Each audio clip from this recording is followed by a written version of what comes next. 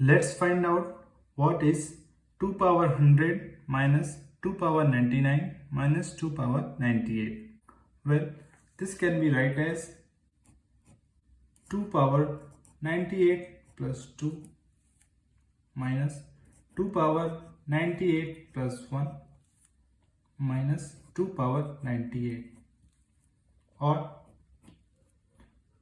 2 power 98 into 2 power 2 minus 2 power 98 into 2 power 1 minus 2 power 98. Take 2 power 98 as common.